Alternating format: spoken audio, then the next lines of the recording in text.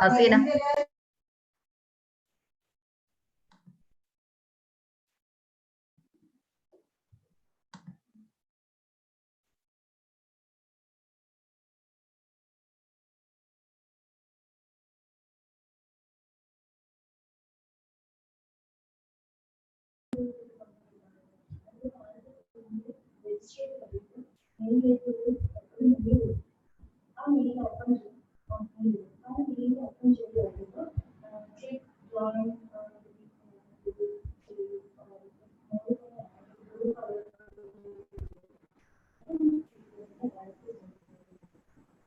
Okay, Dr. Sajana, you can start this session. Thank you. Okay, Anish sir. A very good morning to one and all of you. On behalf of Government College of Nursing Kozhikode, I, Dr. Sajina TP, Assistant Professor of Government College of Nursing Kozhikode, would like to extend a very warm welcome to the webinar on COVID-19 protocol in different pediatric care settings. Thank you for sharing your valuable time with us. As we all know, the number of COVID-19 cases increasing very rapidly, so is the number of pediatric cases too. Its impact on vulnerable groups like children are one of the prime concerns, and as healthcare personnel, it is important to know the updated protocol for managing children affected with the COVID-19 in various settings. Before going to the session, I welcome and thank Professor Ponnamma KM, Principal Government College of Nursing Kozhikode, for her guidance and being the chief organizer of this webinar. I also thank Dr. Ajit Kumar VT, HOD Pediatrics, Dr. Pradap Somnath, HOD of Pediatric Surgery, Dr. Mohandas Nair, in charge of Newborn Care Unit, and Dr. Ashraf TP, IAP President, Kozhikode, for all the support. Once again, I welcome all the participants and panelists to the session. Please mark the session, and if you have any questions or doubts, type at the Q&A portal. The link for feedback form is available at the chat box. Please fill and submit it at the end of the webinar in order to get the e-certificate, which will be mailed to you within 7 days. Now, let us move on to the first session of the webinar.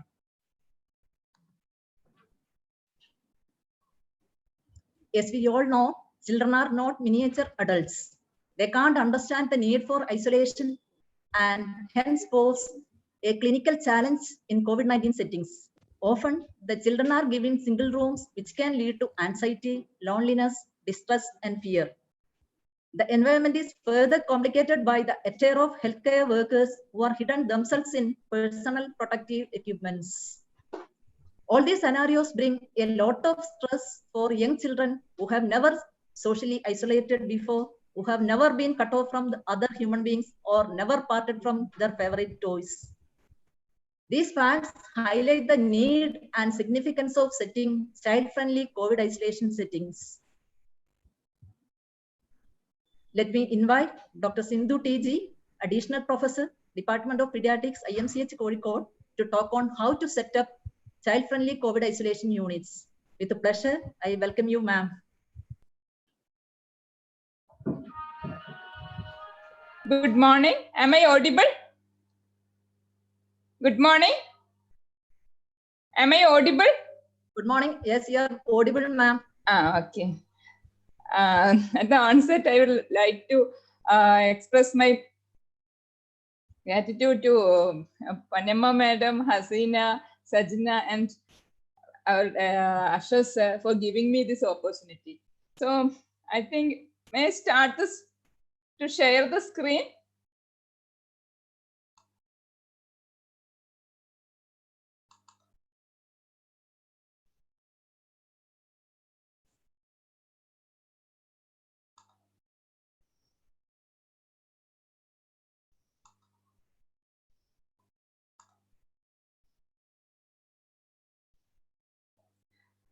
Hello? Hello? Yes, yes, ma'am. Okay. Then 5 days back, Ashok sir asked me to take this topic. Then I am a little bit confused. Actually, there was not such guidelines how to set up a child-friendly COVID isolation unit. Then sir told me, you talk what we have done here. That is what I am going to do. I think it may help somebody else. So in this next half an hour, I'll be just outline of this COVID infection, but without that, you cannot set up a hospital, COVID isolation ward. And some points in triaging and how to set up an isolation ward and how to make it child friendly, and to share our experience in over the last 4 months. So as of all you know, this COVID-19 pandemic, this started in China in December 2019 and became a pandemic by March 11. WHO declared as a pandemic. And now it has been affected more than 216 countries and more than 1.5 crore cases. And India and Kerala are also rapidly increasing number of cases. So you should know, before knowing how to set an isolation ward, you should know how this disease is transmitted. It is caused by the SARS-CoV-2 virus. And how does it transmit? Most important one is a droplet transmission.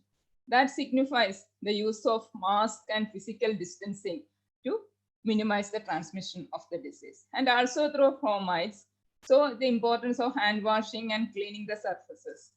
And in some special situations, in an ICU setting and all, it can be transmitted as an aerosol. There comes the importance of using N95 masks and other precautions. There are few reports of excreting the viruses in feces that we don't know its significance in transmission. And also, what's the role of vertical transmission?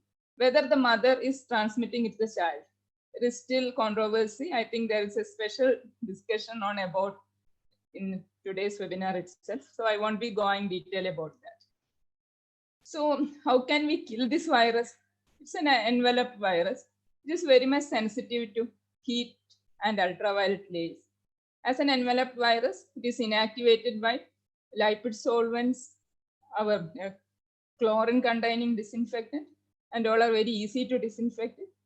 And it can persist for a varying periods over various surfaces depending upon the humidity and the temperature of the environment. So we should also briefly about the incubation period and infectivity. Usually the incubation period is about 1 to 14 days. This may be important when we are planning some quarantine and all these things. And usually the virus is detected in this respiratory specimens even 1 to 2 days before the onset of symptoms. And its persistence of the virus depending upon the severity, vary according to the severity of the disease. In severe disease, it lasts more than 2 weeks and so. And one important point is the transmission can occur from asymptomatic patients and in pre-symptomatic period. And over the world, 80% of COVID-19 transmission is attributed to this pre and asymptomatic transmission. So that is why we have to think every person as they may be having, consider them as they may be transmitting the infection. So just going to the natural cause of the disease, the symptoms of the disease vary from mild to severe disease, and a significant persons are asymptomatic, but 1/5 of children can, 1/5 of the infected individuals can have severe illness, and 5% of them may require intensive care treatment. And the case fatality rates also vary. World over, it is 3 to 4%. In India, it is less than 2.5, and Kerala having even lesser. And this case fatality depends upon the age and comorbidities. So children and adolescents usually have a milder cause of illness. In clinical features vary, and most of the children asymptomatic or mild disease. And severe diseases are very few, less than 5%, and mortality rate is very few. But the children can have other manifestations, like there may be more GI manifestations, dermatological lesions, and more recently, multi-system inflammatory syndrome also has been attributed to this COVID-19.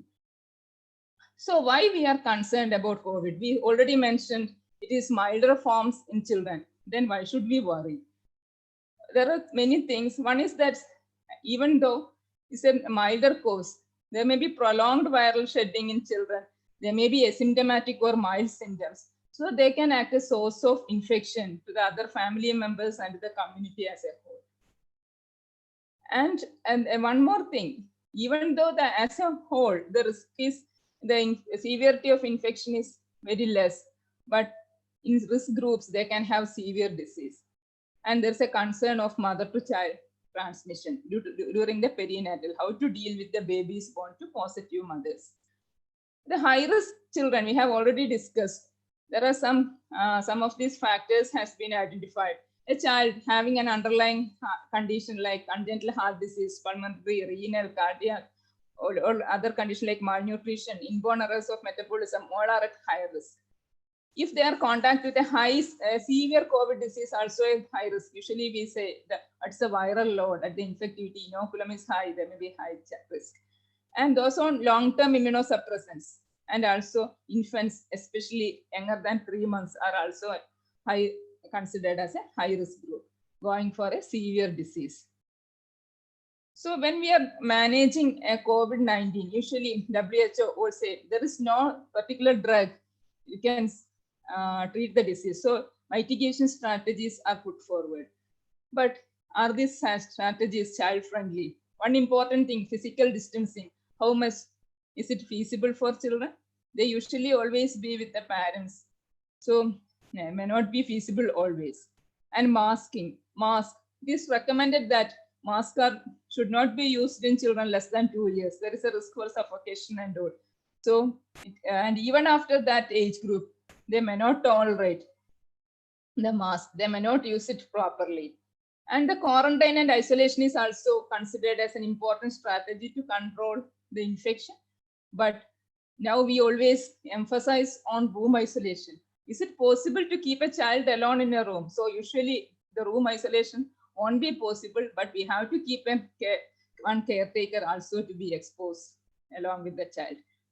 And there is a fear of aerosol generation in crying, screaming, all these activities. So there is an increased chance in such situations, especially when a child is admitted in ward, when taking a blood sample or times, whenever seeing a healthcare worker in a PPE, the child may start crying. Is it generate more aerosol? We don't know. So just similarly, all of you know what are the tests for this diagnosis of COVID, mainly the nucleic acid based test, and now recently we have the antigen test. Both these are all confirmatory tests. For this, we need this nasopharyngeal and or throat swabs. And taking these swabs may not be that much easy in a child. So there also in every procedure, when we consider a child, there are some risk factors involved. Especially you think you have to do it in a PPE. The child may not feel comfortable with seeing its healthcare worker or doctor in a PPE. So treatments is based on category. I am not going. I think there's a separate classroom. And treatment option, how we are going to treat. It's an evolving disease. So the trends changes. And it will depend upon what is the stage of epidemic, what are the availability of resources. So home treatment is now opted in many countries, even in several parts of India, for mild and asymptomatic cases. In Kerala, we have not yet started, maybe starting soon. That may be very convenient for children. In adults, they usually warn about the happy hypoxia, that even with low level of oxygen saturation, they may appear well and suddenly collapse. So even in home treatment, monitoring of SpO2 is warranted. Then other options are COVID first-line treatment centers. These are coming on a large scale now. There's a great help for us. The mild cases are being, mild and asymptomatic cases are being treated from the, so the most important advantage there, the child can be with the family members. For a sick child, the COVID hospitals, that what we are having in our IMCH. So when you're setting up a hospital, what important thing is triaging. Why we have to do the triaging? It's important because one aim is to prevent infection spread. Especially it is told that hospitals are acting as an amplification source. So initial at the entry point itself, we have to segregate the risk groups. So we have a triage where we used to ask these questions. This for visit to foreign country, outside states, these are now being lesser and lesser importance, or they are from a containment zone, hotspot, any contact history, and the mainly now the more importance to the SARI symptoms, that is severe acute respiratory tract infection or influenza-like symptoms, respiratory symptoms, or any high risk groups in the family. Even this triaging, this asking the questions, maintain the physical distancing and use appropriate PPE for that setting. That is, you have to use a mask and proper distancing. So this is how we are doing triaging at IMCH. We have triage 1, triage 2, and triage 3. Triage 1 is the initial assessment. These questions are asked. And if they are directly coming in a 108 ambulance directed from DISA, with a positive case or high risk contacts, they are directly taken to the triage 3, where the further testing and admission is being done. If there is some suspicious history, a recent travel, or they are from containment zone, they are assessed in the triage 2 of suspected risk. When the child is taken to the triage 2, that point itself, child and bystanders are given the surgical mask to prevent any type of spread, and the precautions are taken. And from there, decided whether child has to go to the triage 3. If child is having none of the risk factors and only some respiratory symptoms, but other risk factors, we are taking them to a respiratory OP, where also we are taking all precautions. The child needs an admission with the respiratory symptoms. That means it's a severe acute respiratory infection. Child is again directed to the triage 3, where child is admitted and tested. Only if child is negative, child is taken to the common ones. But if child is having none of the risk factors and child is having no respiratory symptoms, child is managed, taken to this normal OP. They decided whether if child needs an OP treatment or IP treatment. That is how we are following, but maybe needed some modifications as there is a community spread. We have to expect more respiratory cases without any other risk factors. So once the child is in triage 3, we have to decide on swab testing. I am not going to the guidelines. Usually swab testing is determined by the ICMR guidelines and the state guidelines. So you have to have a particular area where you have to can do the testing. There should be the doctor's staff may change. So always better to have a written instruction with appropriate pictures for doing this swabbing. And usually we make sure these swabs are available, and along with viral transport medium or a viral lysis medium, if we are doing it TrueNat, of color, these are available. Ideally, we need minimum 2 persons for taking them swab, and while taking swab, it should be in full PPE because there is a risk of aerosol generation, so you cannot take any risk. So all the labeling, all things to be done in advance. Otherwise, after taking the sample, all things are contaminated, so you cannot go and write it again. So there will be very important to fill the request very neatly and without any mistake. Now there is an app for that. You have to register the details in the online registration. And after taking it, packing is very important. There should not be any spillage. Triple layer Ziploc cover package is done, and it should be transported to the designated lab in the proper maintaining the temperature. For us, it is not a problem because the lab is in our hospital itself. But if you are setting a lab in an area where such a facility is not there, you have to make very good arrangement for transporting also. So when you are considering a COVID isolation ward, some general principles that you have to follow. After that, I will stress something that is specific for children. Special is ideally when you are having so many confirmed and suspected cases, better to segregate these two to prevent a cross infection. And if you have, if you are taking rounds, and always you take the rounds in the suspected area first and then go to the confirmed cases, and you have to change your PPE after seeing the confirmed cases, and always maintain proper aseptic precautions. So, and there should be separate entry for patients and healthcare workers to avoid the mixing and contamination. Nursing station, doctors room, all the areas very carefully must be arranged. Avoid all decorating things. We have to clean it very often. Keep minimum things required there. And now the record keeping has most important. So internet facility and data entry facility is a must in this area. And very care in handling records, case sheets and all. There can be a source of contamination. Sometimes you may transferring these children to, if they are negative, some other area. So make sure your case sheets are not contaminated. And when you are going to the patient, minimize patient contact time, especially in a non-sick child. You need only once to go and once or twice in that time. And also you plan what all things to be done in that room, because most of at the present situation we are keeping all the children in individual rooms. So you have to, before entering that room, you have to plan what are the things to be done. And most of the communication can be done over telephone. Utilize it the maximum. Only what are the procedures needed inside the room, and you plan it and do it at a stress. And frequent cleaning of these areas are very important. And the teamwork. You have to emphasize more on teamwork in this COVID settings, because whenever you are going, you can combine the modalities of, there won't be a strict compartmentalization between the work of a doctor and a sister and others. Whoever going inside the room can help others also.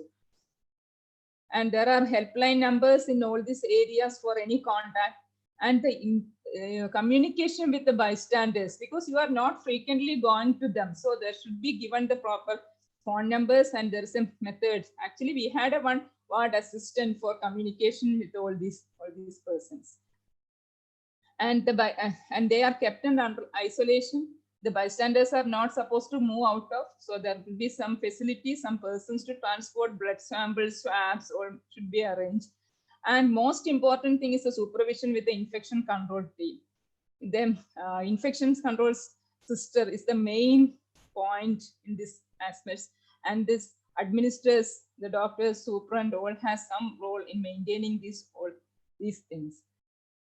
And no need to emphasize on the personal protective equipments. I cannot complete all these tips. I think all of you are very well versed and you know what are the things: the mask, the gloves, the coverall, there is face shield, goggles, the shoe cover, all these include.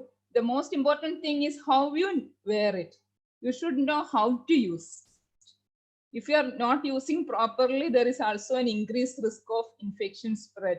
How to dispose it properly. And doffing area, you have to give maximum importance. Whatever precautions you take, if your doffing is incomplete, is incorrect, it's very dangerous situation. So you have to give importance. All of the persons in this isolation ward should be properly trained in the infection control and the PPE usage. And always somebody should be in full PPE. At any time the patient can go bad. So always there will be one person in the full PPE, and there should be shower areas, wash areas. Adequate provision of PPE is ensured, but use it judiciously. So these things are not going to end soon. So we have to see far forward. So use the available PPE if required as a judicious use. And over that, the common sense is the most important thing to prevent the infection. And in isolation area, what we have to do, we have to provide food for the bystanders and the children. And when it comes to the child, you know how difficult to feed a child. So especially in a hospital settings, they may have their own likes and dislikes. And the timing of food, what we are giving from a hospital may not be fit into their routines. And some of the small child, they may require complementary feeds, special preparations. So the food provided from the canteen or hotel may not be tolerated by some of the child. So we have to take in account of all these things. And sometimes the mother may find it difficult to feed by herself alone, especially in being a situation of an isolated room. So what about the isolation ICU? Some of the children with the suspected or proven cases may be very sick, need isolation, intensive care settings. So for that, we have created some isolation ICUs. These are room ICUs. All facilities are there inside each room. Ideally, it should be a negative pressure. There is a this work on is going on, and it is minimized aerosol generating procedures. I think all of this has been explained in detail by Jayashna sir yesterday. And what about the delivery of a newborn, the suspected or positive? We have created separate labor room and a negative pressure theater for the delivery, separate newborn resuscitation corner, and a transport incubator for transferring the babies. And special persons are allocated for care of the baby. And there are specific guidelines we'll be discussing. Dr. Girish will be discussing in next session. And if the baby is sick, can be sick due to problems unrelated to COVID, they are cared in special isolation newborn ICUs. And always very important to provide proper support to the mothers. And investigations in a COVID setting, you have to be very careful. There is no stay for a routine investigations. Don't do this for completion purpose. What is the guidelines recommend? You have to do that. And in a non-emergency setting, try to segregate. You do the investigation at a particular time because we have to send it to the lab in a particular manner. And there are some designated labs should be for to test, especially if you are managing both COVID and non-COVID cases. It is very important. We have to ensure the protection of lab persons also. Portable X-ray, dedicated ECG machines and USG machines all help in proper investigating these children. And always you need all the instruments and monitoring facilities.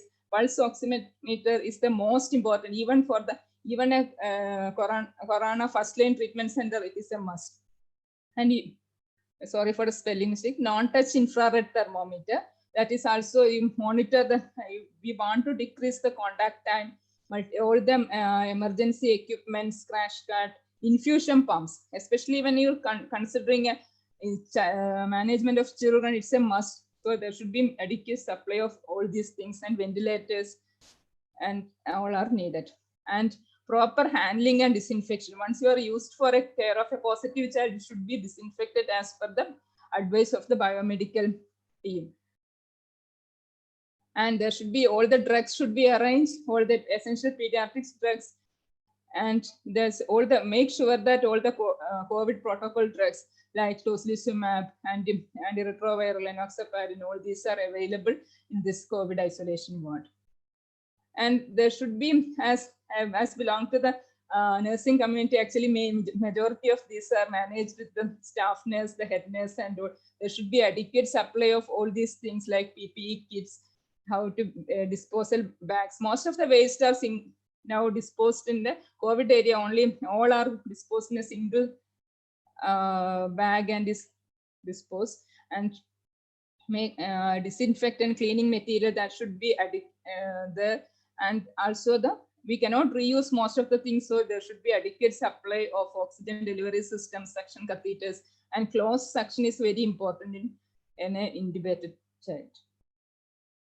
So there are some, these things are almost equal in all, whether in child or adult. One special ethical and social dilemma, when a child is admitted positive child and the parents are negative, or vice versa, what to do? Still, I think all of you know the story of Dr. Mary Anita. This is actually a child born, mother is a nurse working outside Kerala. Now she was tested positive, and actually they asked for help for somebody to look after the 6-month-old baby, and that doctor, who is actually a psychologist, was willing and did that, and she looked the baby, cared for him about 1 month. But this may not be always possible in all settings. So what we do in our IMCH, when a suspected case is coming to us, we don't know whether it's a positive or negative. Usually they already have exposed with the mother. So usually we keep them the baby and mother simultaneously in a room. And we will explain the possible risk of transmission if the child is positive. Once the child is positive, and if possible, we will test both the mother and child at the same time. If only the child is positive, we will give them option to the parents whether they want to be with the child. And most of the time, the parents want to be with the baby itself. We usually avoid bystanders with comorbidity and other age-related risk factors. If grandmothers or if elderly grandmothers, we better avoid them. And usually we provide them with the protective measures like mask, gloves, and gown. We usually provide them adequate protective measures.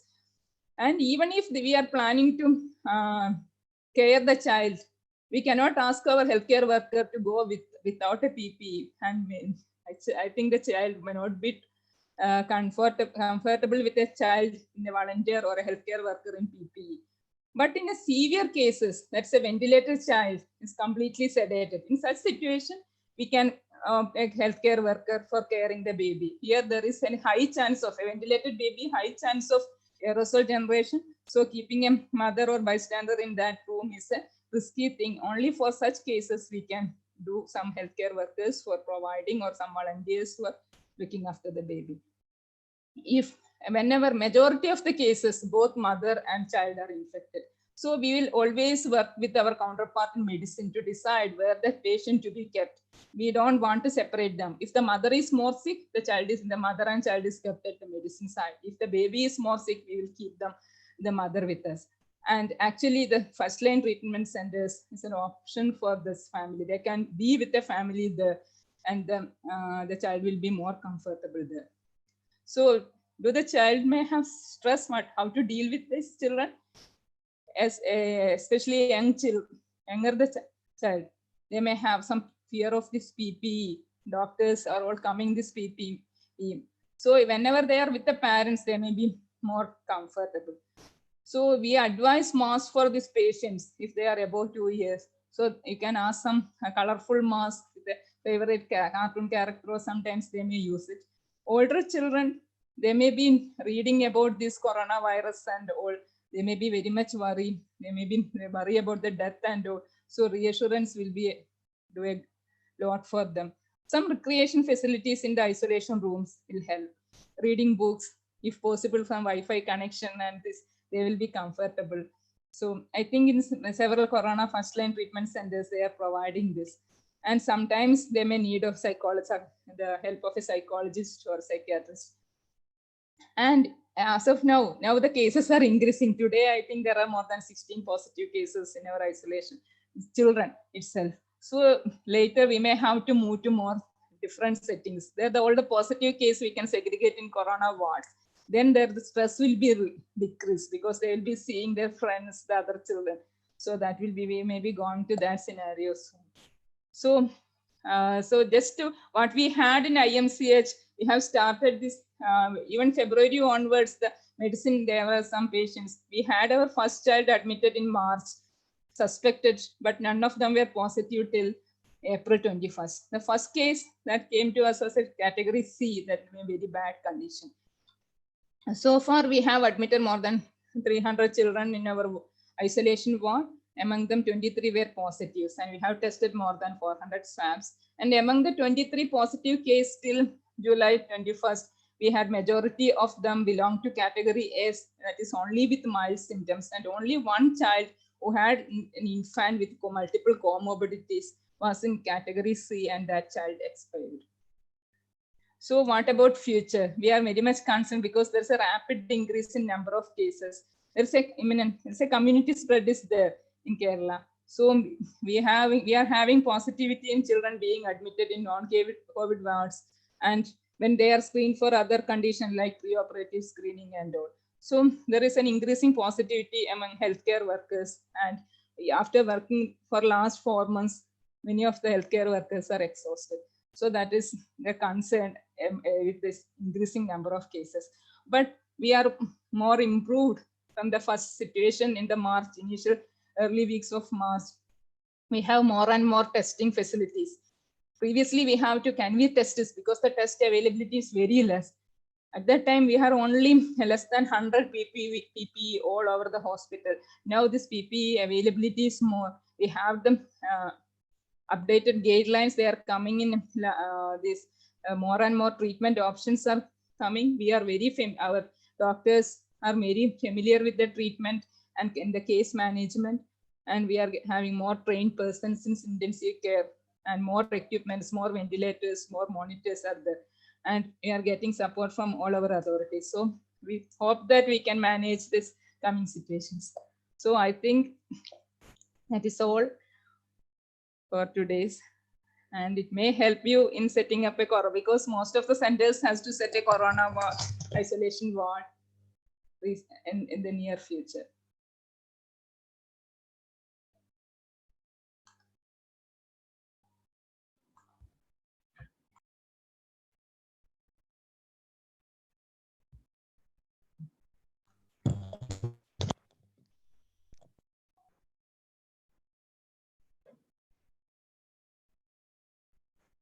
Thank you, ma'am, for your highly informative and useful session. You gave a comprehensive picture on how to set a child-friendly COVID isolation unit. We appreciate your willingness to share your knowledge and to spend your valuable time with us. On behalf of Government College of Nursing Kozhikode, we express our sincere gratitude towards you. Thank you once again. Thank you, ma'am.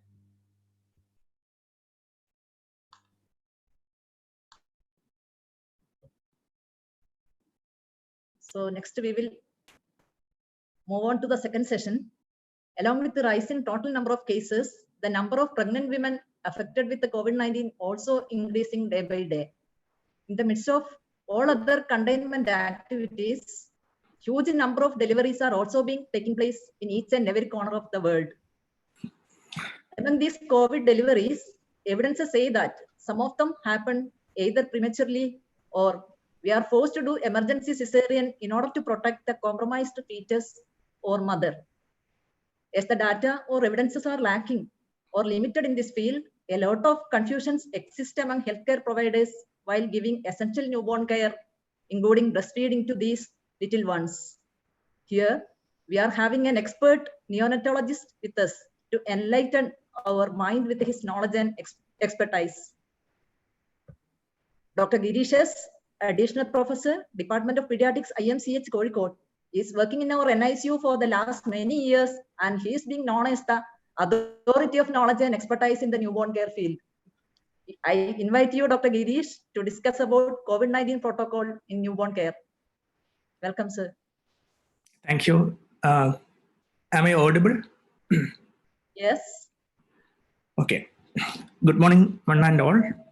And thank you, nursing team, for inviting me for this talk on COVID-19 neonatal care.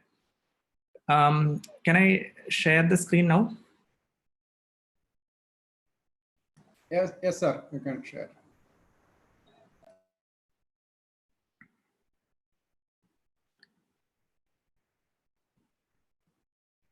Yeah, thank you.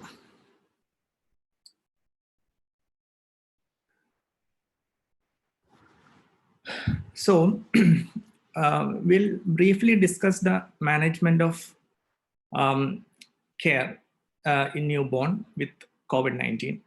So I would like to start off with a prelude. It's not moving. Yeah. It's from Hippocrates years back, and he described illnesses do not come upon us out of the blue, and they are developed from small daily sins against nature. And when enough sins have accumulated, illnesses will suddenly appear. And this holds true in the current epidemic of SARS-CoV-2 coronavirus 19 also. So I have a disclaimer also. And this presentation is basically based on the standard guidelines provided by the NNF Kerala, India, World Health Organization, American Academy of Pediatrics, and CDC also. And as this is an evolving disease, recommendations can change as per the evolving evidences. So basically, it's a live document, and it can vary with even to day to day also it can vary. I don't have any financial interest or affiliation of the materials discussed in the presentation also. There's a standard disclaimer. And next 30 minutes, we will be discussing basically the definitions, the delivery room care, feeding, the testing strategy, treatment, and finally discharge of newborn. So coming to the definitions, the suspected, we have to define why definitions are important, because for the communication among healthcare professionals and also among different levels of cares, definitions are very important. And when will you say suspected COVID-19 mother? A suspected COVID-19 mother is said to be present when the symptomatic mother in the perinatal period with history of travel to a red zone or a containment area, or history of contact with persons traveled to those areas during the last 14 days prior to the onset of symptoms. Or if the mother is symptomatic with no other etiology to prove those symptoms, to account for the symptoms. Or a healthcare working antenatal mother in contact with confirmed COVID-19 case in the last 14 days prior to the onset of symptoms. So basically, the suspicion is based on the symptoms. But as there is, as Dr. Sindhu mentioned, it's a community outbreak. So, and majority of mothers are asymptomatic. So it is better to suspect any mother even without symptoms for the testing of COVID-19. And when will you say confirmed COVID-19 mother? When mother is tested for a positive RT-PCR, irrespective of the clinical symptoms. That is the suspected as well as the confirmed COVID-19 mother. So regarding the neonate, the suspected neonate is a newborn born to mothers with a history of COVID-19 infection between 14 days before delivery and within 28 days after delivery. Or a newborn directly exposed to those infected, that is horizontal transmission from family members, caregivers, or medical staff or visitors within 28 days of life. That is the suspected COVID-19. A confirmed neonate is said to be present when one of the following etiological criteria is met, irrespective of the symptoms.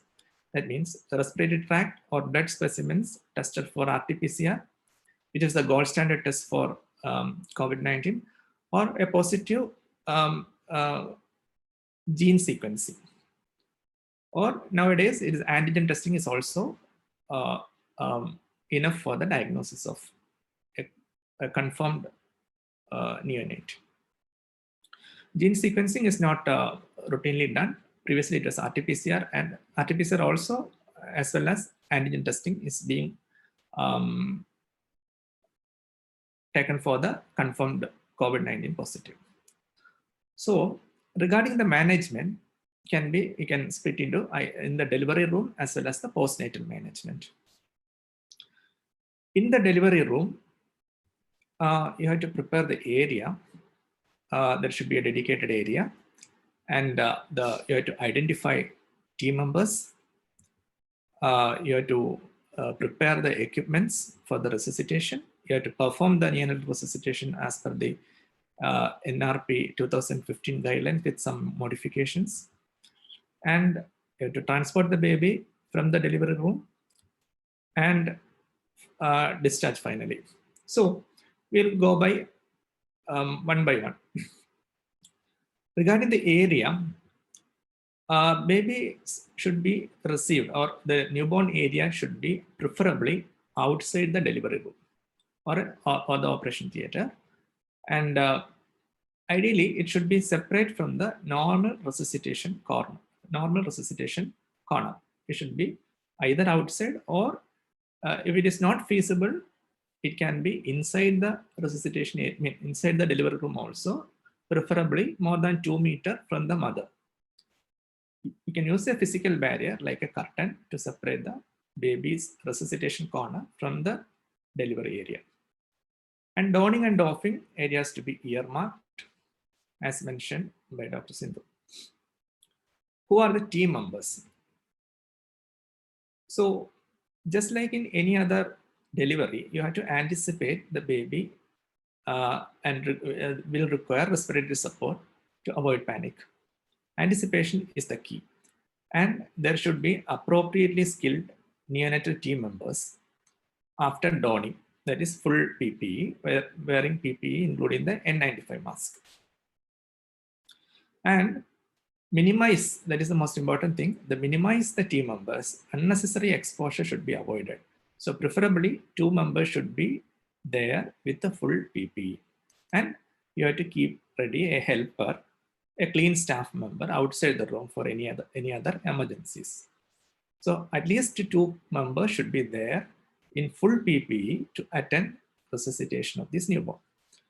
And regarding the equipments, again, you have to minimalistic, use minimum equipments and consumables, and arrange essential equipments and consumables as per the NRP 2015 guidelines. We'll come to that later when we discuss resuscitation. And you should have a dedicated radiant warmer and saturation monitor to be separated from the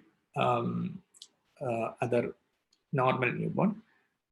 And a checklist should be maintained regarding the equipments. And one important recommendation is to avoid TB's resuscitation and use positive pressure ventilation using a self-inflating bag as far as possible.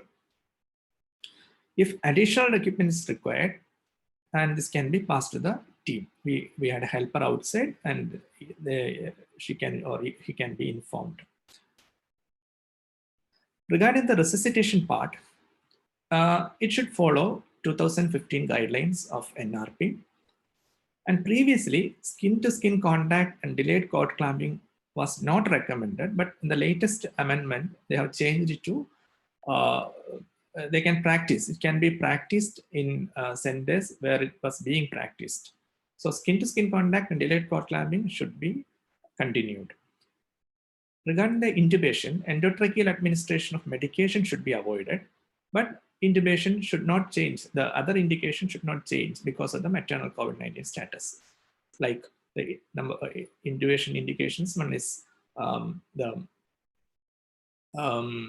you require positive pressure ventilation more than 1 minute and not responding, or requiring 100% oxygen. So intubation is, other indications are not changed. So continue the routine care as like in any other normal baby, like drying eye care and vitamin K, hepatitis B can be given. Bathing was not recommended. Previously it was recommended soon after birth, and the recent guidelines suggest is not recommending bathing because of the hypothermia and hospital-acquired infections. And you have to use a separate weighing machine for weight measuring for these babies. So after resuscitation, the baby has to be transported. So the transport of the baby should be done to a designated area in a closed incubator. Ideally, it should be a closed incubator, a transport incubator.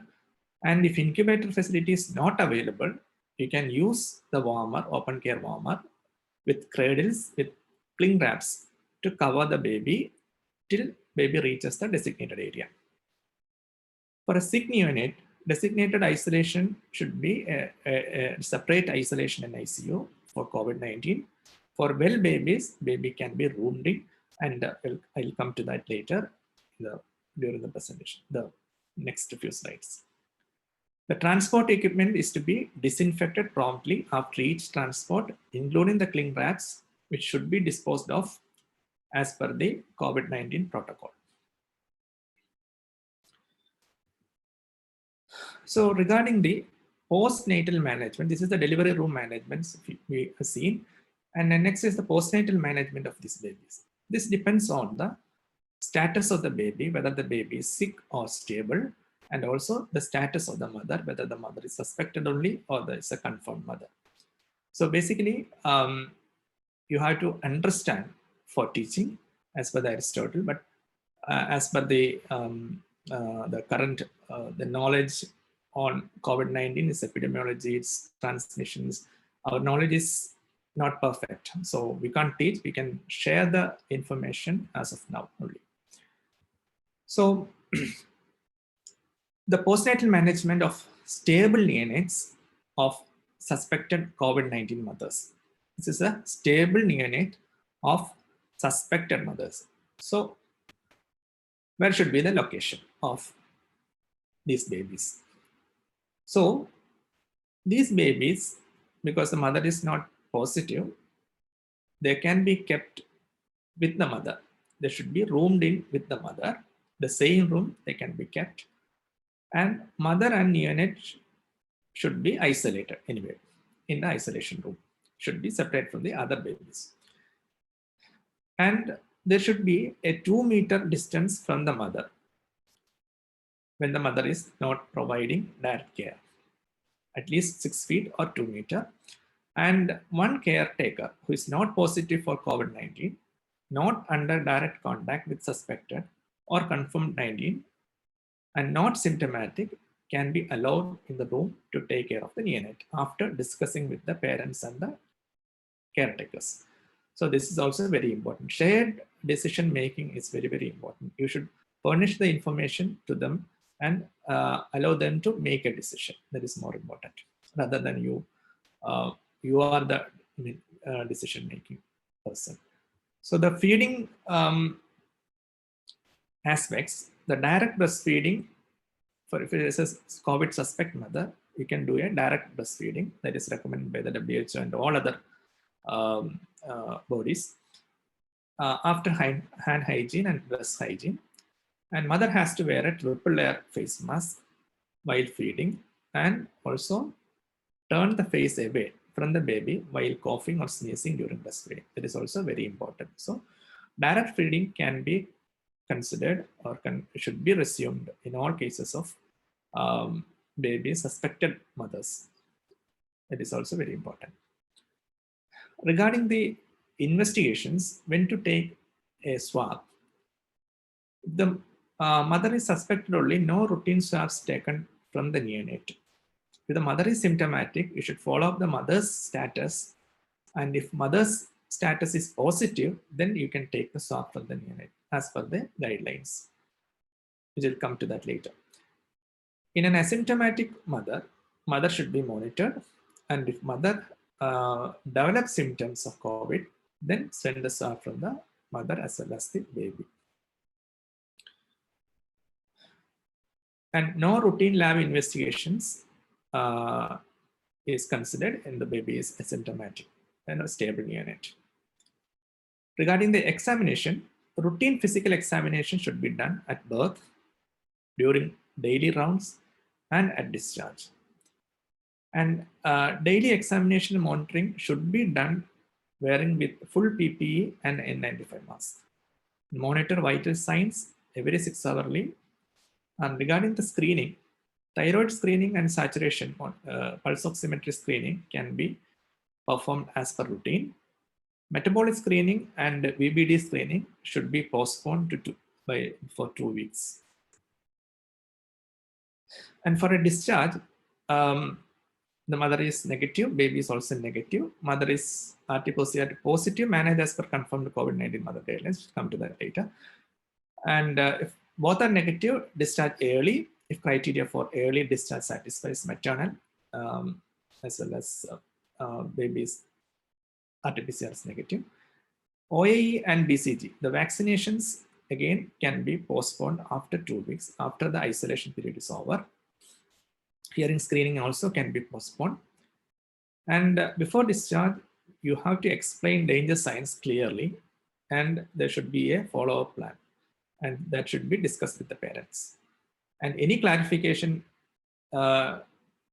during their stay in the home should be addressed through the helpline numbers, which we basically have Disha in Kerala. So what about the stable neonates of confirmed COVID-19 mothers? Again, the area, you have 2 options here. ideally, they should be isolated. If isolation and monitoring facilities are available, isolate the mother and baby. But again, there are controversies. One caretaker, as I already mentioned, is not positive for COVID-19, not under direct contact, and not symptomatic, should be allowed in the room to take care of the neonate. And mother and baby can be roomed in once mother has been tested and declared as negative of infection. Another option you have, which is advocated by the WHO, is the isolation is you have to keep the mother and baby in the same room, that is rooming in, irrespective of the mother's status. And but they should be in a designated isolation room. And mother is given a triple layer face mask, and strict hand hygiene should be and for the should be advised for the mother. And again, 2 meter separation when the mother is not providing direct care, and one caretaker is not positive, as already mentioned, can be employed for looking after the baby also. So that is the regarding the area where to keep the baby. Again, there are a lot of controversies, but the current recommendation is like this. Regarding feeding, whether the baby should be breastfed or not, if neonate is isolated from the mother in any, suppose if it is sick baby or the mother is positive, then you can try express breast milk or mother's own milk, or if it is not available, you can start formula. But some, even the WHO recommends direct breastfeeding, no issues, because the problems of lack of breastfeeding far outweighs the transmission. So direct breastfeeding is recommended for all babies as per the World Health Organization. So triple layer mask, as I mentioned earlier, turn the face away from the baby. The routine precaution should be taken while feeding. And direct breastfeeding without PPE can be resumed after 2 negative maternal RT.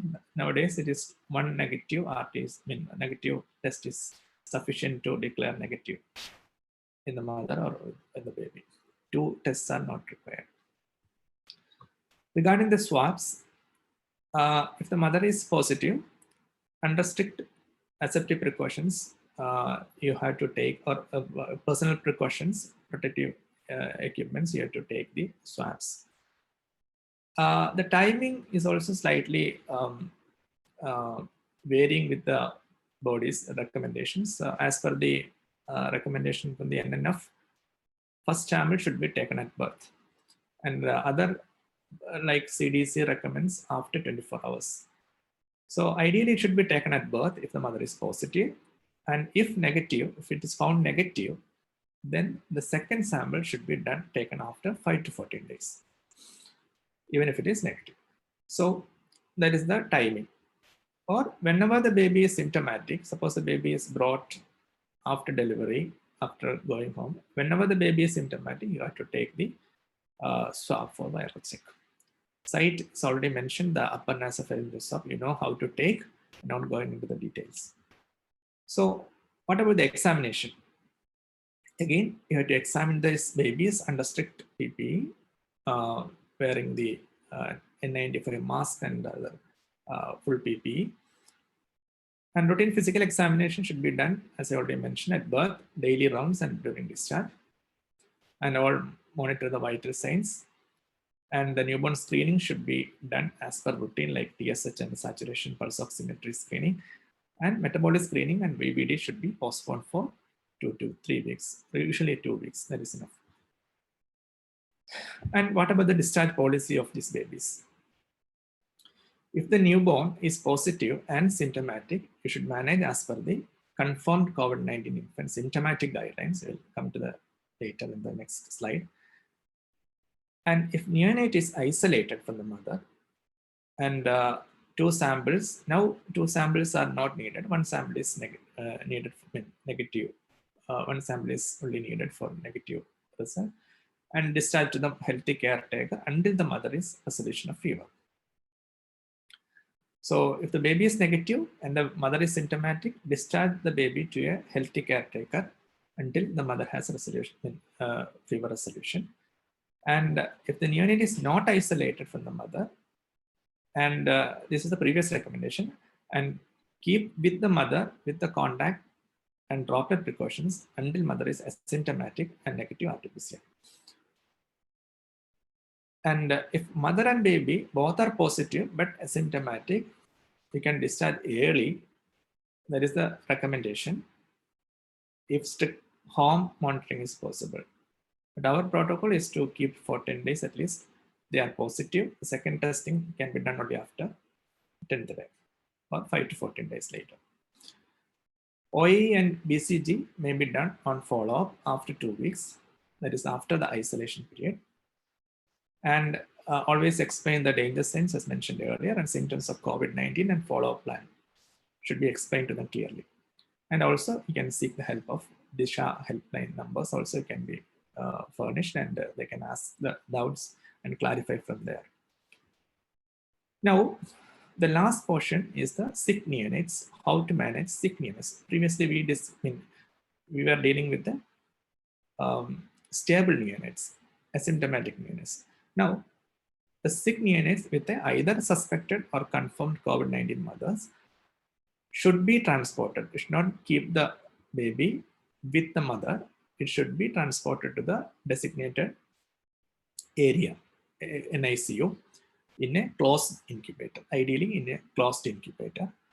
And if the incubator facility is not available, you can transport them in open care warmers or cradles with the cling wraps covered till reaching the designated area, and should be properly disposed of later. And ensure proper monitoring of vitals during transport and use a pulse oximeter dedicated for COVID babies. And transportation team should also be wearing positive pressure personal protective equipment with N95 mask also. So the area should be, these babies should be managed in separate isolations, positive and other babies. And there should be a backup ventilator, CPAP and other equipments along with accessories. And this must be earmarked and prepared early for these babies, not at the time of delivery. This should be prepared early and should be earmarked to those these COVID babies. And if separate facilities are not feasible, the neonates with suspected and confirmed infections are in a single isolation facility. They should be segregated by leaving enough space. That is what we are doing. We are don't have separate facilities, but we are we leave space between these two cohorts. Ideally, negative pressure isolation rooms are preferred, but if it is not possible, you can have 2 to 4 exhaust fans and can mimic somewhat negative pressure isolation rooms. Ideally, these rooms as preferred for all babies getting ventilation, suction, and nebulization. Suction and nebulizations are preferably avoided, especially nebulization. And regarding the respiratory therapy, we'll come to that later. Isolation of room should have adequate ventilation, and if room is air conditioned, ensure at least 12 air changes per hour. And filtering of exhaust air is also mandatory. And central air conditioning is not recommended for management of these babies. So regarding the team members for sick babies, for doctors, nursing, and other support staff working in this designated area should be separate from the ones who are working in regular NICU. There should be separate staff for caring these babies. And all staff should be provided with adequate supplies of PPE. And there should be a training also for regarding the donning and doffing. And regarding the investigations, and already mentioned, you have to take the swab if symptomatic immediately, or it should be at birth when the baby is symptomatic at birth. And a repeat test, if it is negative, should be done after 5 to 14 days. And site is nasopharyngeal swab usually. And if it is intubated, you can take tracheal aspirate also. And the most, the sensitive specimen will be bronchoalveolar lavage. If it is possible, it can be taken. Otherwise, either nasopharyngeal swab or tracheal aspirate is enough. And basic blood investigation should be sent just like in a sick baby. And regarding the supportive care, closed incubators are preferred whenever feasible. And general supportive care, including the fluid and electrolyte management, just like in any other sick baby management, should be continued as per the standard guidelines. And also, you should not forget about the non-COVID-19 pathologies like asphyxia, transient tachypnea of newborn, neonatal pneumonia. So all these should be promptly identified and treated. Regarding the respiratory support, as far as possible, avoid non-invasive positive pressure ventilation like HFNC or high flow nasal cannula should be avoided. And CPAP we can give CPAP, can be started if and invasive ventilation if it is mandatory. And there should be experienced staff should be there for these babies to carrying these babies. And ideally, when you intubate, there should be ideally inline suction with endotracheal tubes wherever possible. We don't have inline suctions here. And healthcare providers should be practiced in also the they also have to take necessary precautions in the form of PPEs. Regarding the medications, no medications has been recommended, like including antivirals, chloroquine or hydroxychloroquine is not recommended in newborn.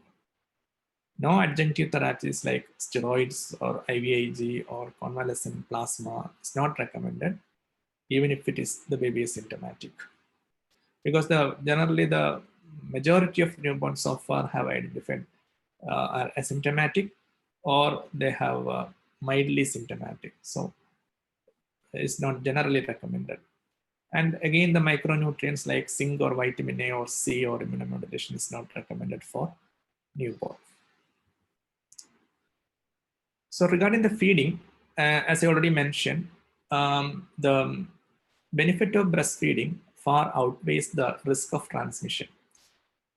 In newborn and infants, previously it was there was a paper saying that the risk is much higher when compared to older children, but most of the reports have come that they have either most of the newborns are asymptomatic and mild symptoms only.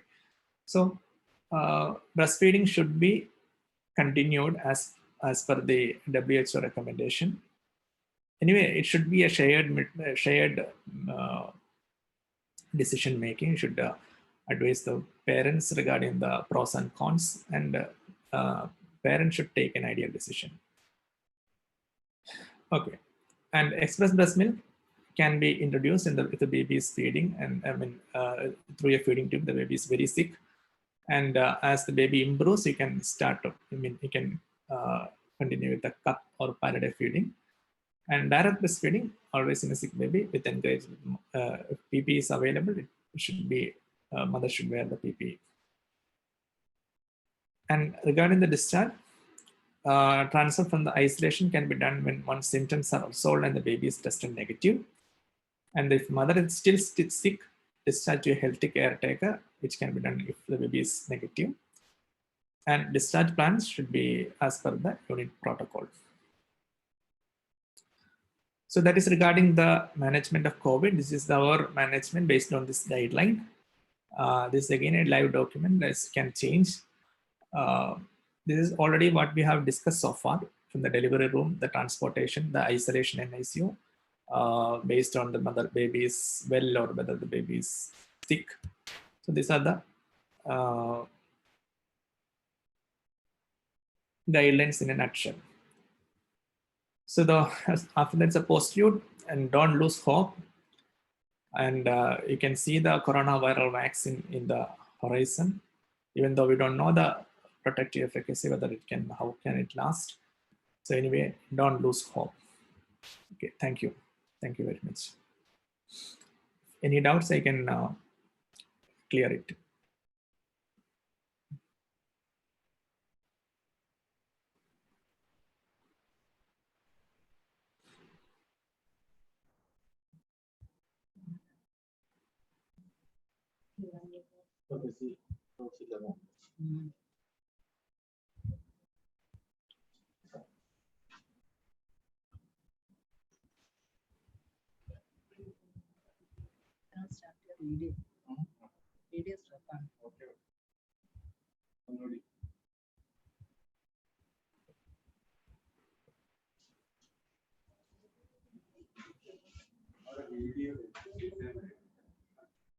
So thank you, Dr. Girish.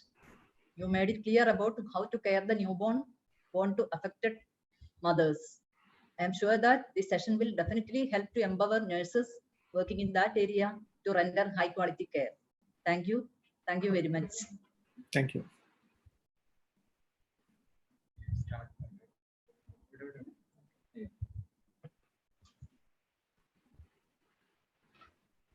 So we will move on to the next session. As we all know, COVID-19 pandemic has significantly challenged the healthcare delivery all over the world.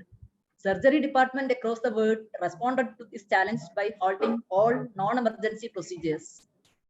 But in some emergency situation, we can't delay or postpone the surgical procedures in children, as it may result in significant mortality and morbidity in this vulnerable group. So it will become a necessity to discuss the challenges to be faced and safety measures to be adopted during the peri-operative care of COVID-positive children. For dealing with this session on COVID-19 protocol in pediatric OT and peri-operative settings, we have an energetic and enthusiastic pediatric surgeon, Dr. Nirmal Bhaskar, Additional Professor, Department of Pediatric Surgery, IMCH, Kozhikode. I welcome you, sir.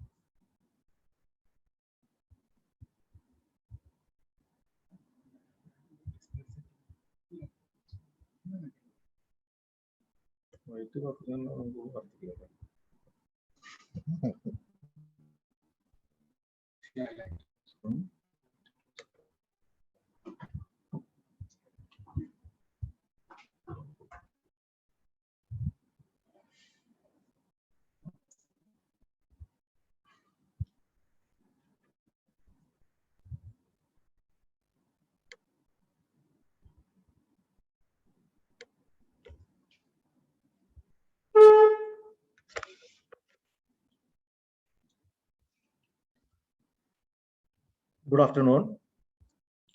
I am Dr. Nirmal Bhaskar, Additional Professor in Pediatric Surgery, Government Medical College, Kozhikode. First of all, I express my sincere gratitude to invite me to this occasion. I express my sincere gratitude to the Nursing College, Calicut. So, if you're looking here, you can see what is this. This is actually the coronavirus. You know how it got the name coronavirus? In Latin, corona means wreath or garland. So what is now it is doing? It is doing the same.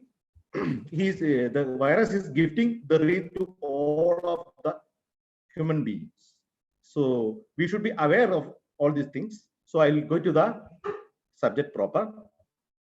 So regarding the surgery or pediatric surgery, whenever a patient received in triage, so patient usually come to the triage.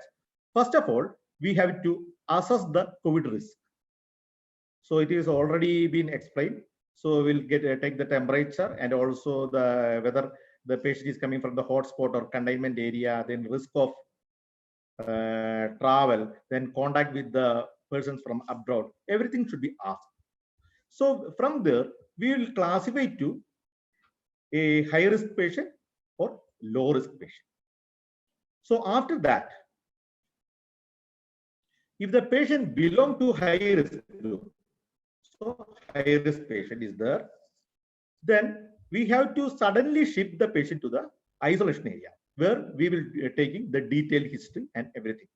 So, and we will be examining the patient and whether the patient needs any surgical is there any surgical emergency, or patient needs any surgical care, or the patient needs only elective surgery or something, and that will be decided. And after that, if the patient really needs surgical treatment and we are suspecting there is a high risk group, if the patient is a high risk group and we are suspecting that the patient needs the surgical care, then we have to admit the patient in the corona isolation ward. And suppose in our examination, if the risk is very low, there is no history, nothing, and a pure elective case, everything, then this patient we can be shifted to OP or casualty, where we can do the further procedures. So regarding the surgery in children, please note all patients for surgery should be tested for COVID-19. All patients should be tested for COVID-19. So there can be emergency cases. So emergency, we use the kit now available is the TrueNat.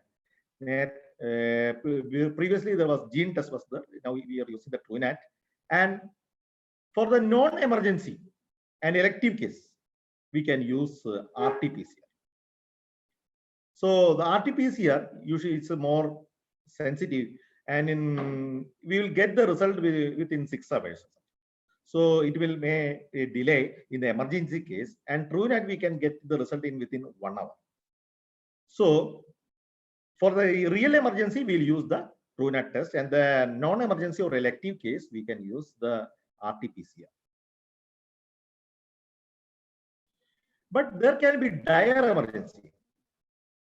Dire emergency means there is no time for waiting. Like stab, suppose a child coming with history of what, bleeding liver, or spleen is rupture, splenic rupture, or a stab injury, in a stab injury with intestinal perforation, or aortic injury or vessel injury, everything. So we don't have any time to wait. So in those cases, if there is a suspicion of COVID-19 and there is no time to test, so those cases we have to consider as COVID-19 positive case, and we have to take all the precautions. All the precautions should be taken for the COVID-19. Then regarding the elective surgery, whether it is possible, whether the elective surgery is possible, that's the other question. So if the child is positive for COVID, always avoid elective surgery. Please avoid the elective surgery as far as possible if the child is positive. Then we can perform, even if there is an emergency case, we can follow conservative management in COVID patient. So you can ask, what is the conservative management? Often in elective case, in emergency cases, there can be a management with conservative, without opening. For example, if the case is an acute appendicitis. So what is the treatment of appendicitis? It's always surgery. But there is another treatment that we can postpone surgery, if that we can start antibiotic if the patient is COVID positive, and we can start antibiotic, and that can suppress the appendicitis. And after that, once the patient is relieved from the COVID attack, so after 2 weeks or 4 weeks or 6 weeks, we can go for an elective surgery or interval appendectomy. So that is another method. So as far as possible, go for the conservative management with the medicines and antibiotics, if possible. Please note, only emergency surgery is done over COVID patients. That is, no elective surgery is done on the COVID patient. So we have to do the test first, lab test, and we have to rule out whether the patient is infected.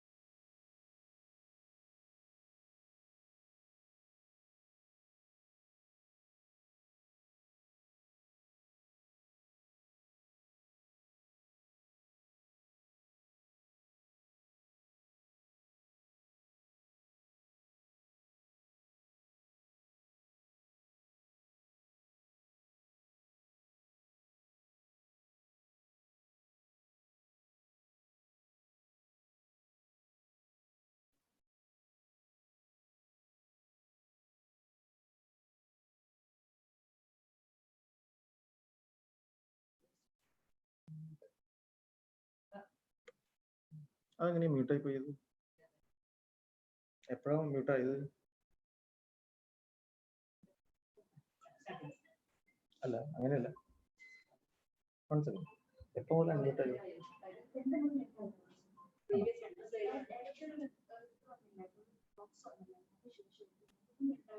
Okay okay, അത് ബാക്കിലേക്ക് പ്രധാനപ്പെട്ട സ്ലൈഡാണ്. ആ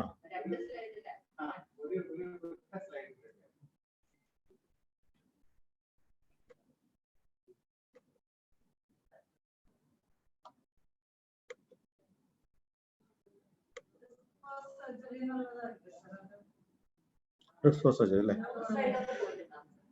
ശരി ശരി, നോക്കോളൂ.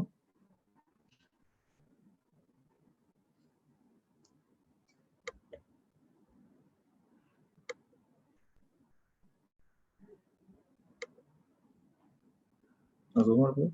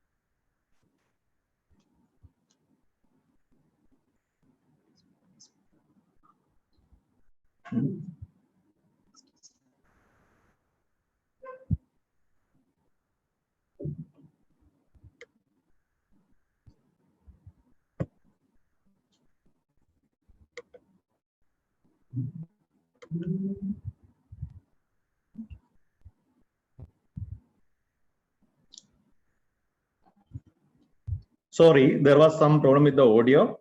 So we'll start. So the question is why we are so much vigilant about the COVID in the surgical patient. So regarding the surgical risk for the patient during surgery. So if we examine, that will be 20 to 30%. So high mortality, 20 to 30% mortality, and the children, the mortality will be still high. So 30% mortality means if you are operating 3 COVID patients, one of them may expire. So very high mortality rate is there. So elective also 20% mortality is there, and emergency there's still high mortality. There's a 25% mortality. So due to this high mortality, we should avoid doing surgery over the COVID positive patients, especially children. So as far as possible, we will have to go for a conservative treatment if the child is infected with the coronavirus. And another problem is the risk for the other surgical patients, the risk of transmission to the other surgical patients.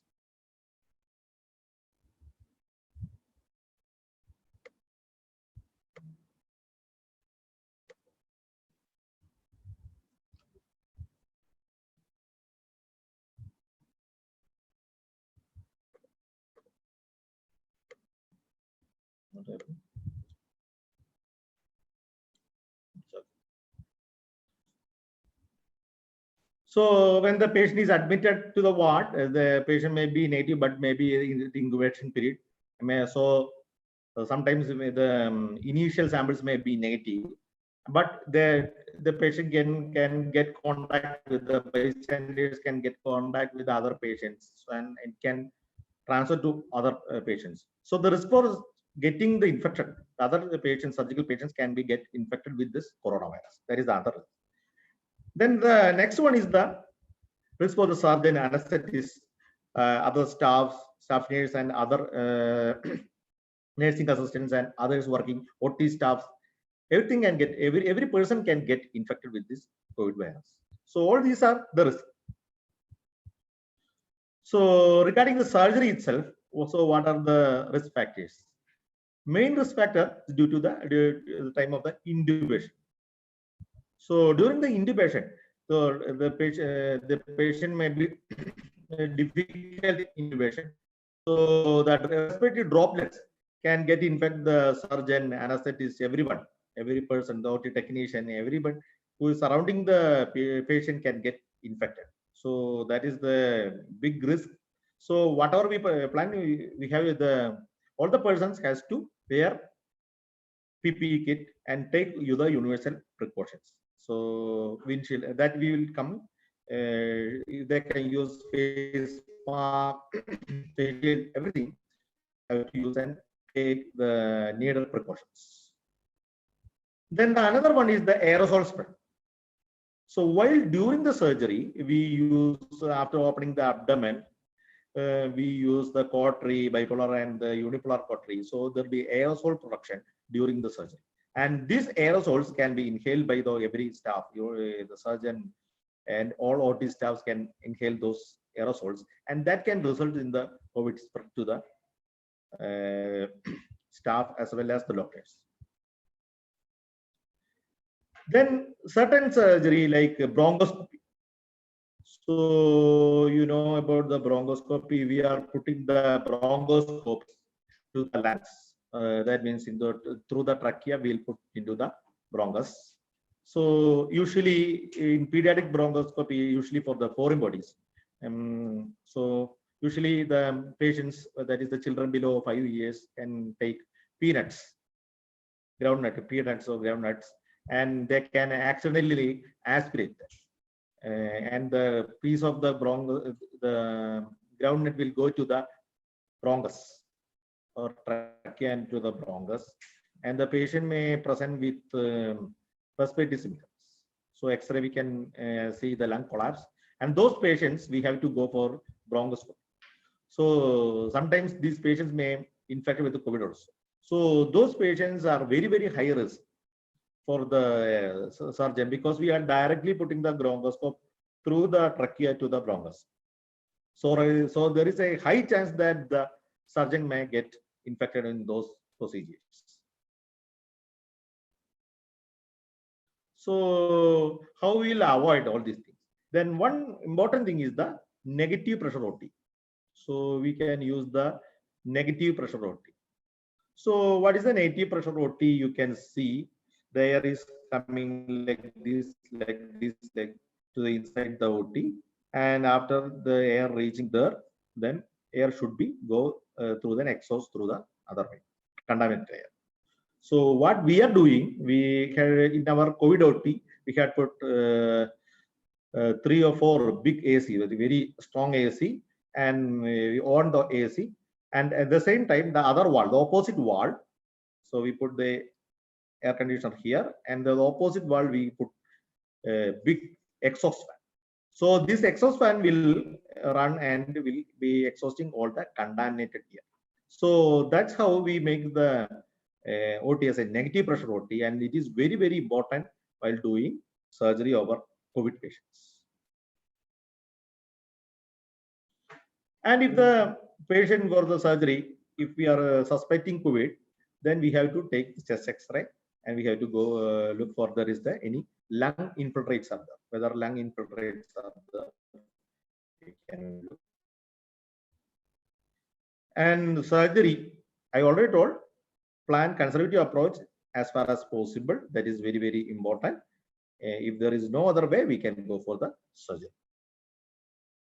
So regarding the surgery also, there can be questions from everyone. So we usually do laparoscopic procedures for the most of the procedures for most of surgery.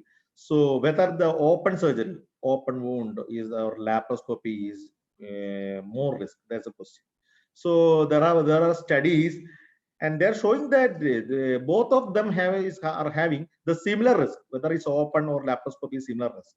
But if you are using laparoscopy, we have to reduce the risk by, we can use the filtered gas smoke exhaust. So one exhaust, filtered gas smoke exhaust we can use, and waterlock filters. These are the instruments we can use and fix waterlock filters. So this is an example for laparoscopy. We are putting laparoscopy, light and everything. So when the gas is going, so we fill with the abdomen with the carbon dioxide, and when we're removing the carbon dioxide, the suction that these filters should be applied. And if you are using the laparoscopy with the filters, then there is no further risk that the risk for open as well as laparoscopy are the same.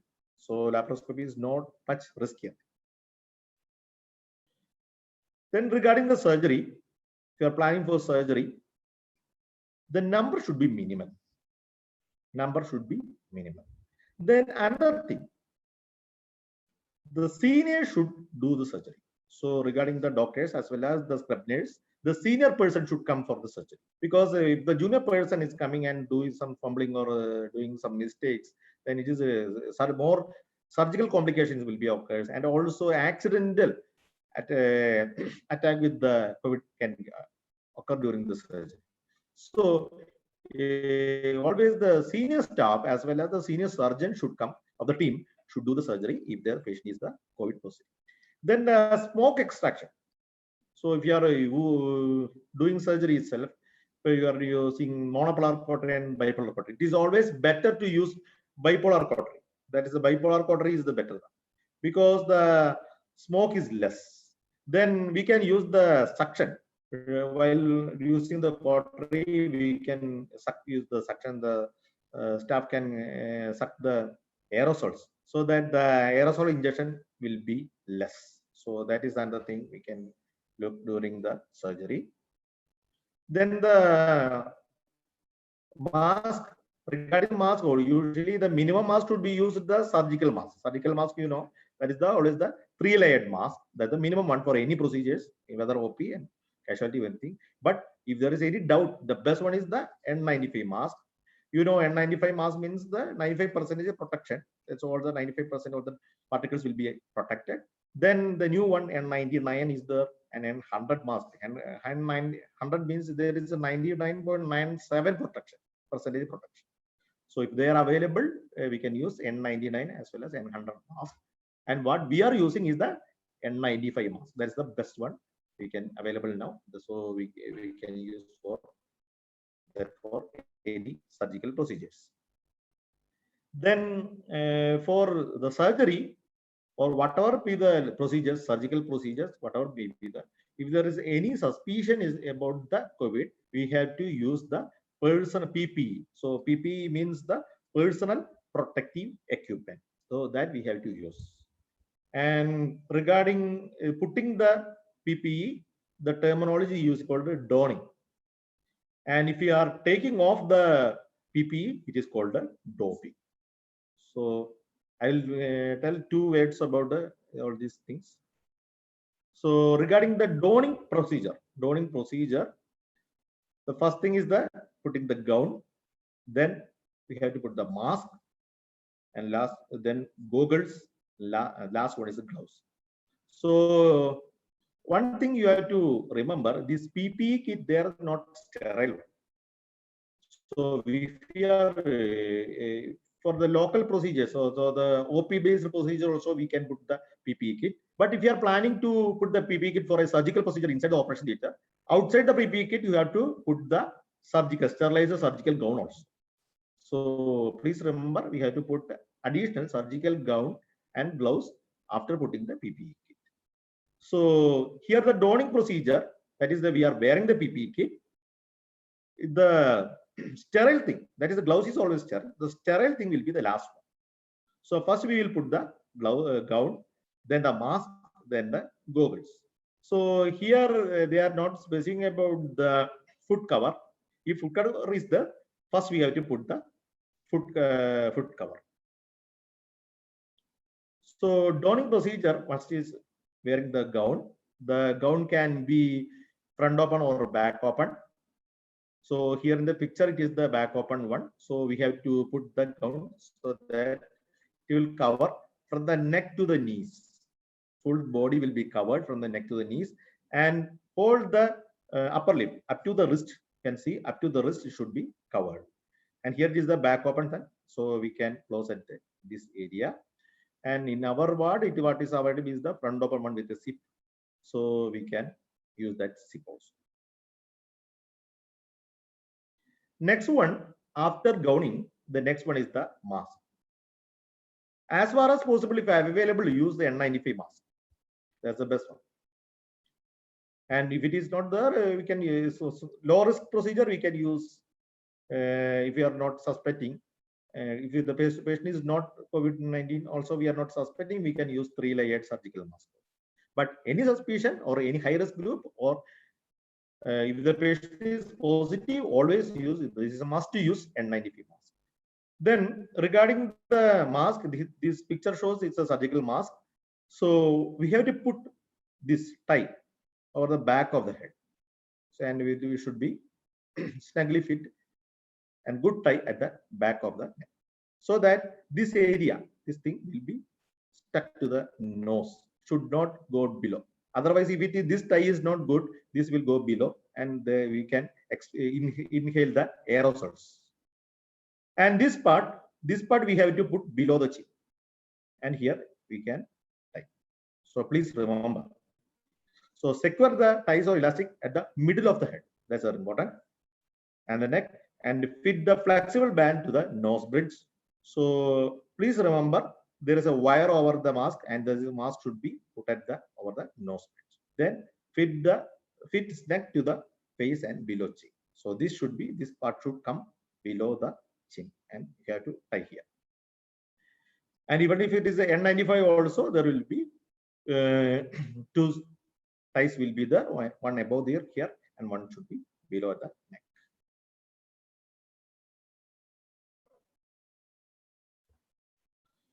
The next one is the goggles, or we can use face shields. So face shield like this are available, and goggles like these both are available. We can put and then adjust to the face.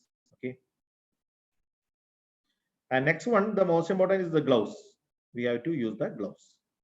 always wear double gloves. So keep the hands away from the face, then limit the surface touches. Change the gloves when torn or heavily contaminated. Always prefer to put double gloves and perform hand hygiene. So that is very important.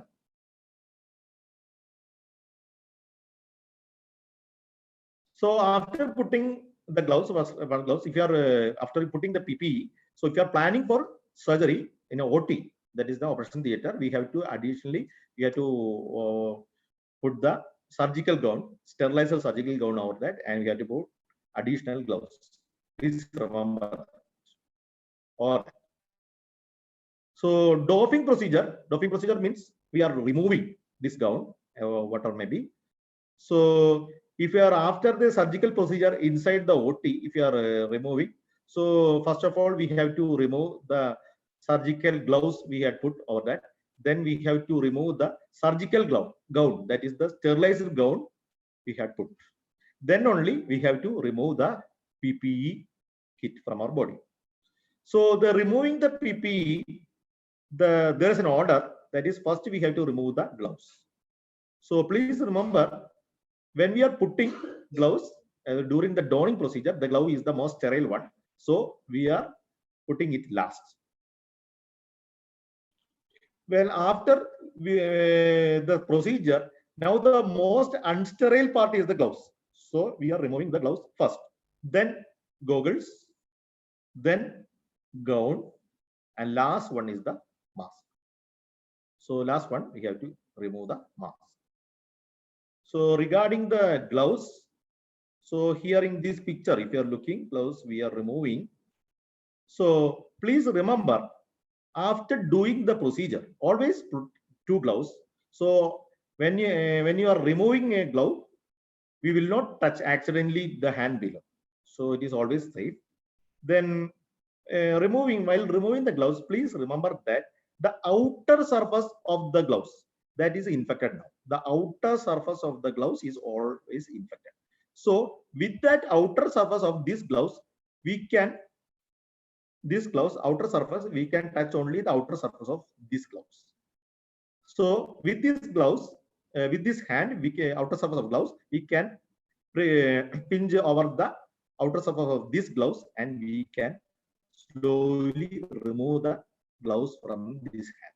So these gloves from this hand can be removed, but don't touch the hand, the skin over the hand with these gloves, this hand. So after we remove the gloves from this hand, we can keep that gloves in this hand itself. That is the naked hand we can keep. So this will be inside outside. So the gloves will be inverted so that the infected area will be going inside and the inside area will be coming out. So like this will be there. Then you can put the other finger. So if you are putting this area, this hand is now removed gloves. So this hand is free. So then we have to put inside the gloves, the finger inside the gloves. Don't put the outside the gloves. So with the bare area of the bare hand, we should not put the outside part of the gloves. You have to put inside the gloves, then slide the gloves, and the gloves can be removed like this. So only per thing, please remember that outside part of the gloves is always contaminated. So with the bare hand, you should not touch the outside part of the gloves. So that you should always remember. If you are putting 2 gloves, then no problem. Accidentally also, if you are touching, also there is other gloves to help you. So always put 2 gloves. Then when you are removing the goggles, please remember this part, that is the front part of the goggle, that is the glass part. It is always infected. Here face shield also, the front part is infected. So you can touch only this area you have to touch, and you have to remove the face shield or the goggles. Please remember that. Then once you removed, if the face shield is there, you can use a spirit or something and to sterilize it. If it is disposable one, please dispose it. Otherwise, you can sterilize it. Then after that, we have to remove the gown. So this is a back open gown, so we can remove like this also. Then we have to remove Then the turn it inside outside. After removing the gown, turn it inside out, so that the inside part is getting already touched with the body, so it is not infected and inside. And we have to keep the out inside part out. Then we have to dispose it. That is, please remember. And last one is the mask. We have to remove the mask. So when you remove the mask, please remember. So the mask has two tie, one tie here and other tie here. So first of all, you have to grasp on the lower one, lower tie. The lower tie you have to grasp with the left hand. Then with the right hand, you have to untie the upper one. So upper one untie. And that time the mask will hang on your hand and you can remove. So actually what will happen, usually happen, people will usually untie the upper one and will not remove the lower one. So what will happen, this mask will fall like this over your chest. So your cloth will get infected. So please remember that the lower part you have to keep in hand, and the upper one you have to untie, then it will be in your hand safely. Then you can safely remove. So these are the major points. Then after the class, after the surgery or whatever the procedure, what is thing you have to do? You have to wash the hands. So always wash the hands. Use the sanitizer at least with 60% alcohol. Then wash the hands. When you are washing the hands, please remember these areas. So these areas are, one is the fingertips. So fingertips should be. So when you sanitize also, please remember the fingertips should get sterile. Then other thing is the web spaces should get sterile. Then another big area is the thumb. This area, this back and front back, the palm area, this we usually get to sanitize. So no much problem. But with the fingers and fingertips and also this thumb, it can get infected. So after that, you have to give a good wash. Then you have to apply the sanitizer. Then only if the procedure is complete. So please remember this thing. This is very, very, very important during doing the surgical cases. So that's finished the class. So please remember that whenever doing procedure of a surgical patient, or if he or she is a COVID positive, don't do any elective surgery over the patient. Only emergency surgery should be done, and that too is under precautions, maximum precautions we can do that. I think everything is clear. If there is okay.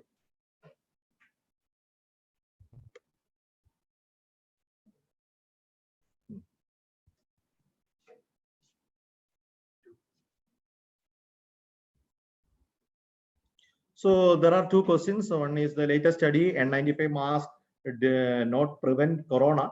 So yes, that N95 mask is give 95% protection. I already told, if available, we can use N99 or N100 we can use. But what we can avoid is available is N95. Then we can use the negative pressure theater. So that will give more protection. And so what is that? That is what we are doing. Then another question is that in case of acute appendicitis, how can we confirm postponing the surgery will not end up in peritonitis? Any criteria? Very good question. So I already told the treatment of acute appendicitis is surgery. That is the treatment, no confusion. But if the patient is in COVID positive, so we can assess. If the patient already arrived in casualty with a peritonitis, then there is no question, we have to do the surgery. So doing a surgery over a COVID infected patient. So the criteria is, in emergency surgery, if we are not doing any surgery, sometimes the patient may expire. If we are doing a surgery over a COVID patient, also the patient may expire. So we weigh which is the more risk and calculate, and like that we have to take. So peritonitis, if the patient is in peritonitis, that means if we are not doing anything, that means the patient may expire. So if the patient is peritonitis, no doubt we have to go for the surgery with all the precautions. But if the patient is in the starting stage of the acute appendicitis, so we can admit, and the patient is in the positive, we can start antibiotic. And another regime is called order regime. Usually in pediatrics, we do surgery, but if the patient is COVID positive, we can start antibiotic and we can examine. On the next day, we can look whether the patient is deteriorating or improving. If the patient is improving, we can give antibiotics and we can avoid that emergency surgery. But if the patient is going to peritonitis, if the count is increasing, the fever is increasing, abdominal pain is increasing, peritonitis is increasing, then we have to go for emergency surgery. I think it is clear.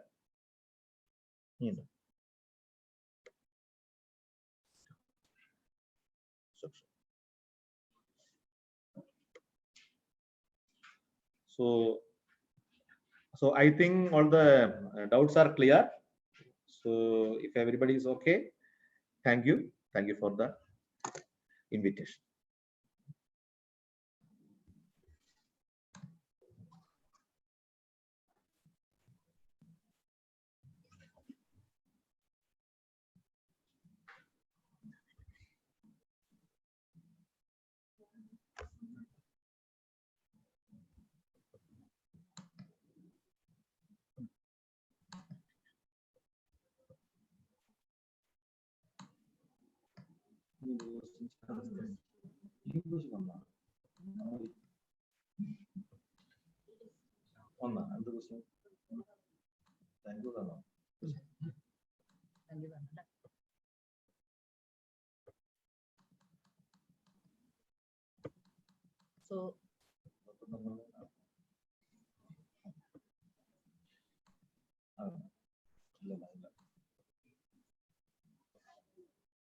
So thank you, Dr. Nirmal Bhaskar.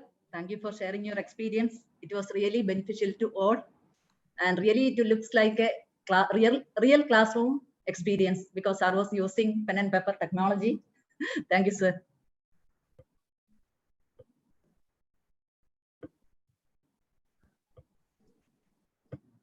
So by this session, we come to the end of today's webinar. We have seen in detail about the COVID-19 protocol in different pediatric care settings. And it is the second of its type, the webinar series we have arranged with the Department of Pediatric Nursing, Government College of Nursing in association with the Department of Pediatrics, IMCH and IAP Kozhikode. And one more remaining that will be conducted on 27th. And I take this opportunity to thank everyone for making this program successful. I thank all the participants for your patient listening and all the panelists for their informative sessions. I express sincere gratitude towards Professor Ponnamma KM, Principal, Government College of Nursing, Kozhikode, for providing this platform, and Dr. Sridevi J for coordination and support. I also thank Mr. Anish Kumar K and Dr. Sajit Kumar P, Assistant Professors, Government College of Nursing, Kozhikode, for the technical assistance, and all the faculty of Government College of Nursing for their support. Now, all the participants, please fill the feedback form and submit it soon, as the link will be open only for 15 minutes. Thank you all. Once again, thank you.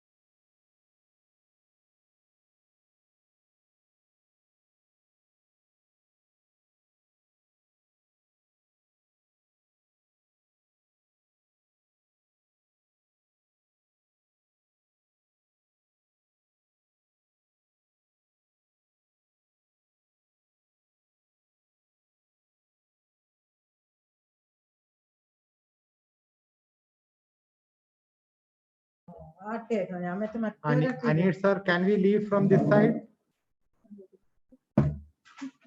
Thank you. Yes, sir. Yes, sir, you can leave. Thank you. Okay, okay.